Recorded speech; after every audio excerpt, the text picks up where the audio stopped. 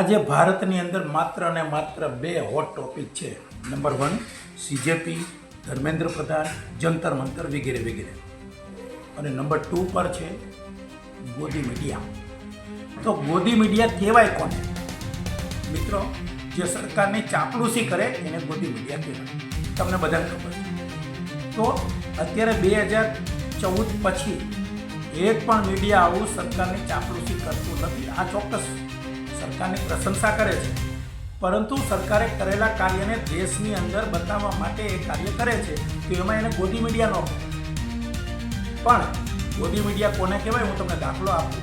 બિહારની અંદર ભાઈ રાહુલજી બુલેટની સવારી લઈને નીકળ્યા હતા, ત્યારે એના માટે એક ભાઈ એણે એવું કીધું કે બુલેટની કિંમત વધારી દીધી. બોલો, राहुल गांधी ने बुलेट की सवारी कर उसे हसीन बना दिया। में राहुल गांधी ने बुलेट की सवारी कर उसे हसीन बना दी। હવે રાહુલ ગાંધીનો જ્યારે જન્મ નહોતો થયો ત્યારથી બુલેટનો જન્મ થયેલો છે, અને રાહુલ ગાંધી બુલેટ ઉપર બેસે તો એની કિંમત વધી જાય. અને આવું કહેનાર કોણ તમને ખબર? જે અગાઉના સમયમાં નંબર 1 પત્રકાર હતો એ છે રવીશ કુમાર. અને આ ગોદી મીડિયા શબ્દ આપનાર પણ રવીશ કુમાર જ છે.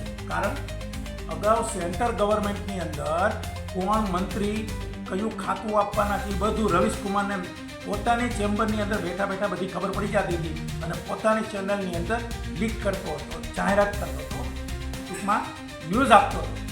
હવે રવીશ કુમારથી એક પણ મંત્રી અને સામાન્ય રાજ્ય કક્ષાના મંત્રીનું પણ નામ નથી લઈ શકતો.